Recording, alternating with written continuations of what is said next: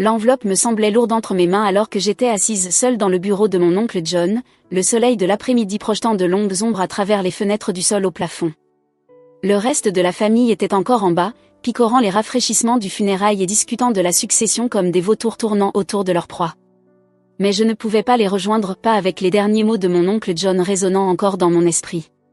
À temps après les funérailles, Elisabeth, m'avait-il dit lors de ma dernière visite, en me pressant l'enveloppe scellée entre les mains de ses doigts tremblants. Promets-moi que tu attendras.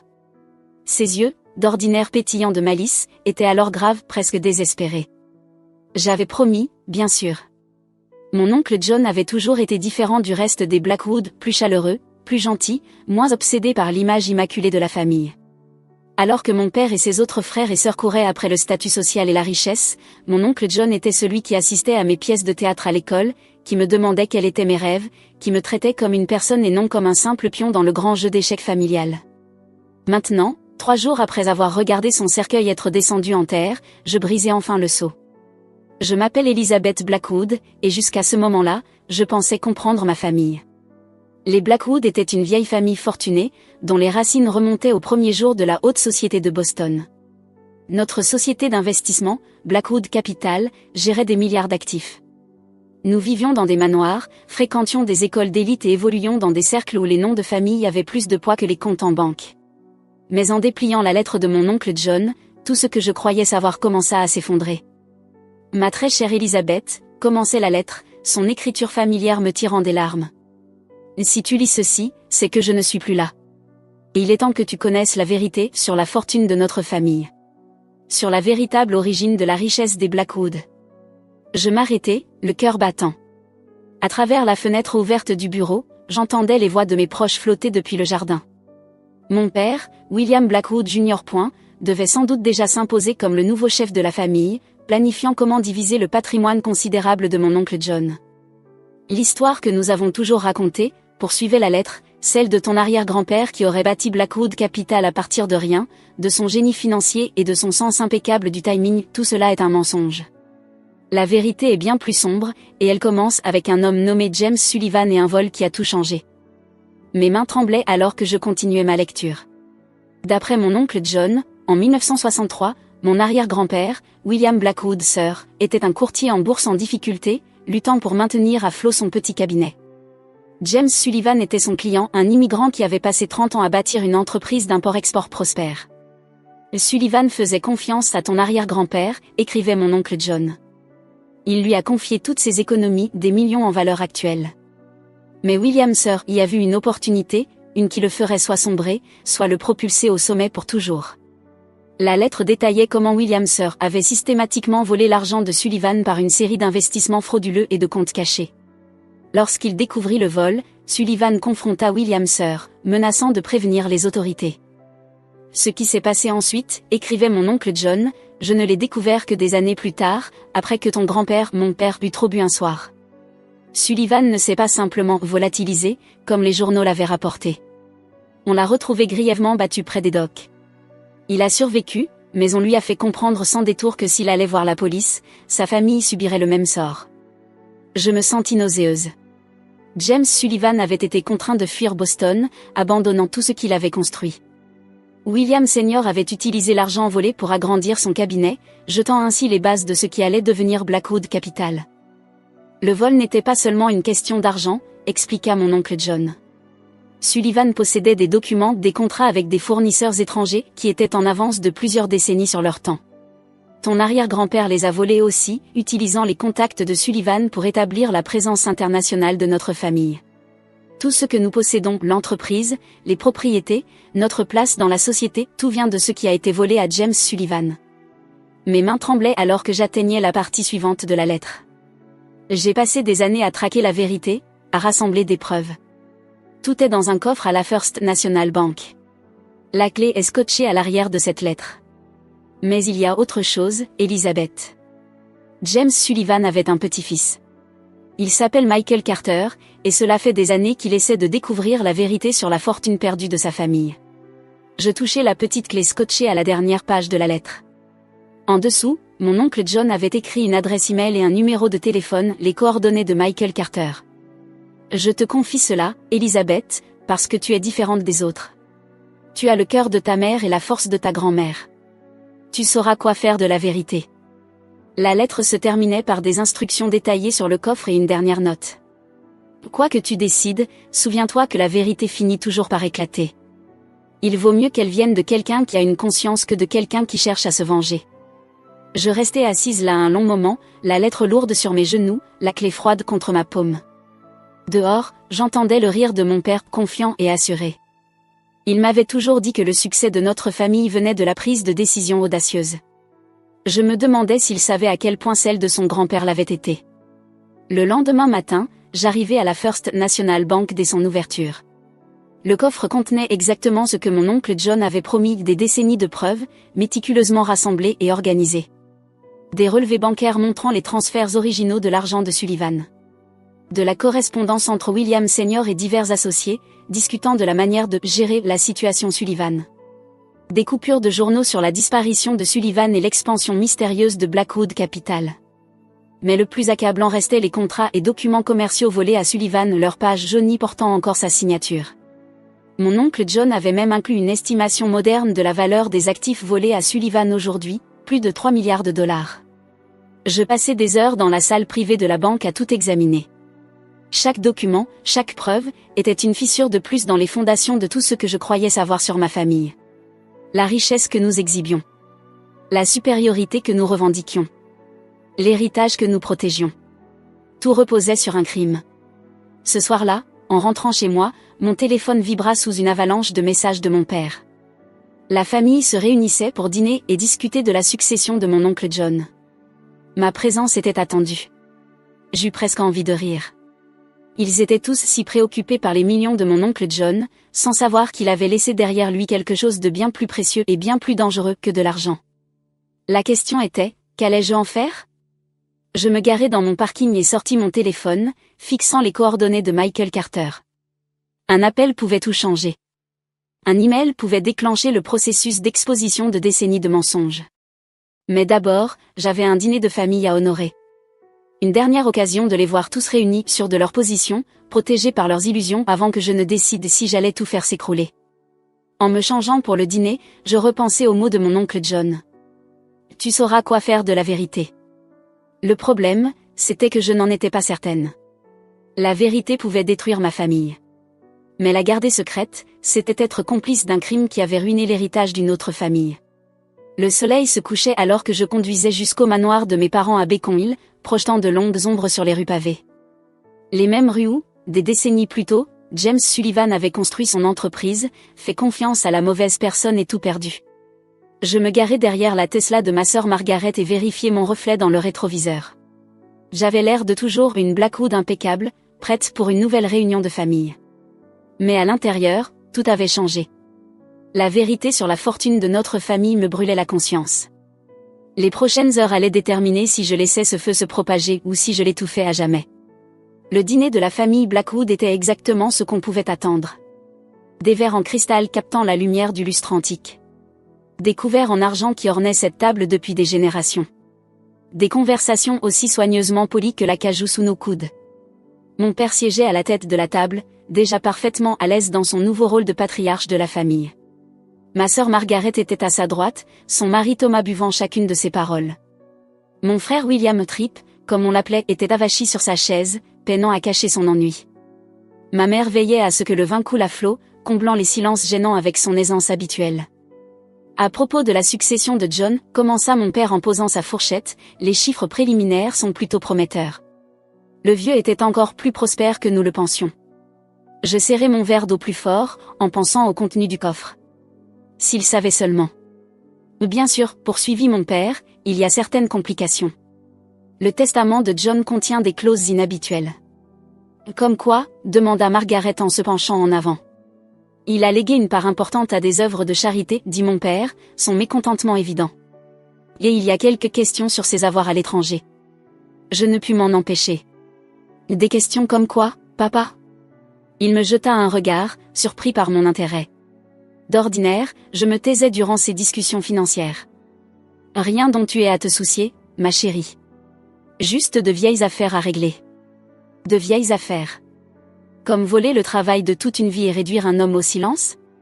En réalité, dis-je en posant mon verre, je pense qu'il y a quelque chose dont nous devons tous parler. La pièce devint silencieuse. Même Trip leva les yeux de son téléphone. Elisabeth, dit doucement ma mère, son ton chargé d'un avertissement. Je sortis la lettre de mon oncle John de mon sac. Est-ce que l'un d'entre vous a déjà entendu parler d'un homme nommé James Sullivan? La réaction fut subtile mais immédiate. La main de mon père se crispa autour de son verre de vin. Le sourire de ma mère se figea. Même Margaret, qui n'était même pas née à l'époque des faits, se tortilla sur sa chaise, mal à l'aise. D'où tiens-tu ce nom? Demanda mon père d'une voix maîtrisée. De l'oncle John, répondis-je en dépliant la lettre. Il m'a laissé quelque chose d'intéressant à lire après ses funérailles. Ce qui suivit fut le chaos. Mais pas le genre bruyant et dramatique. Le genre silencieux et meurtrier que les familles riches maîtrisent à la perfection. Le visage de mon père traversa une série de micro-expressions: choc, colère, calcul. Ma mère posa son verre de vin avec des doigts tremblants. Trip rangea enfin son téléphone. Je lus la lettre à voix haute. En entier. Le vol. Les menaces. Des décennies de mensonges. Quand je terminai, le silence était assourdissant. C'est ridicule, finit par dire Margaret, mais son ton manquait de conviction. Grand-père n'aurait jamais. J'ai des preuves, la coupai-je. Des relevés bancaires. De la correspondance. Les contrats originaux volés à Sullivan. L'oncle John a passé des années à rassembler des preuves. Tout est parfaitement documenté. Mon père se pencha en avant, sa voix basse et menaçante. Où sont ces preuves? En lieu sûr, répondis-je en soutenant son regard. Et avant que tu ne demandes, oui, j'ai fait des copies. Il se recula, me détaillant comme s'il me voyait pour la première fois. Peut-être que c'était le cas. J'avais toujours été la discrète. La docile. Celle qui ne faisait pas de vagues. Qu'est-ce que tu veux? Demanda-t-il finalement. La question me surprit. Vouloir, répétai-je. Je ne veux rien, papa. Je veux faire ce qui est juste. Ce qui est juste, ricana-t-il sans joie. Tu veux détruire tout ce que notre famille a construit. Réfléchis bien à ce que tu fais, Elisabeth. Il ne s'agit pas seulement d'argent. Il s'agit d'héritage. De réputation. De générations de mensonges, terminai-je pour lui. Des générations de mensonges bâtis sur ce qui a été volé à une autre famille. Nous avons bâti cette entreprise, intervint Trip. Peu importe ce qui s'est passé à l'époque. Blackwood Capital est ce qu'elle est aujourd'hui grâce au travail acharné de notre famille. Le travail acharné de notre famille, répétai-je. Tu veux dire comme le fonds de placement dont tu vis? Comme le poste au conseil d'administration que tu n'as jamais mérité? Ce genre de travail acharné? Son visage rougit, mais avant qu'il ne puisse répliquer, ma mère prit la parole. Elisabeth, chérie, nous pouvons sûrement en discuter calmement. Quoi que John t'ait dit, il n'était pas bien ces dernières années. Peut-être que... Arrête, dis-je fermement. J'ai déjà parlé à Michael Carter. Un silence de mort tomba sur la pièce. Le visage de mon père devint livide. J'avais appelé Michael le matin suivant la lecture de la lettre de l'oncle John. C'était un professeur d'économie à NYU, brillant et déterminé. Cela faisait des années qu'il tentait de retrouver la trace de la fortune de son grand-père, heurtant à chaque fois un mur d'influence et d'argent Blackwood. Il a une proposition, poursuivis-je. Une qui pourrait réparer les choses sans tout détruire. Les yeux de mon père se plissèrent. Tu n'en avais pas le droit. J'en avais tous les droits, répliquai-je. Il fallait bien que quelqu'un dans cette famille ait une conscience. Je sortis un autre document, la proposition que Michael et moi avions élaborée avec l'aide de ses avocats.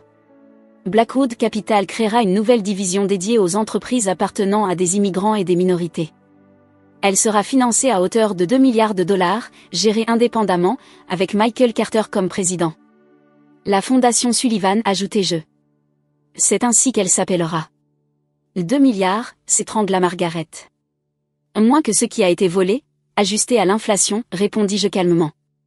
En plus, Michael aura un siège au conseil principal et une reconnaissance publique de la vérité, soigneusement formulée, bien sûr, pour minimiser les dommages pour l'entreprise. Et sinon, demanda mon père, bien qu'il semblait déjà connaître la réponse. Et sinon, tout sortira au grand jour. Chaque document. Chaque preuve. Et crois-moi, la presse adorera cette histoire. La prestigieuse famille Blackwood, une fortune bâtie sur le vol et les menaces. Imagine les gros titres. La pièce retomba dans le silence alors qu'ils absorbaient les implications. La réputation de notre famille, notre place dans la société, l'image soigneusement entretenue d'une respectabilité aristocratique, tout cela s'effondrerait. « Et tu bluffes » dit Tripp, mais sa voix manquait d'assurance. Je sortis mon téléphone et lançai l'enregistrement de ma conversation avec Michael. Sa voix emplit la pièce, détaillant les affaires de son grand-père, des détails qui correspondaient parfaitement aux documents volés.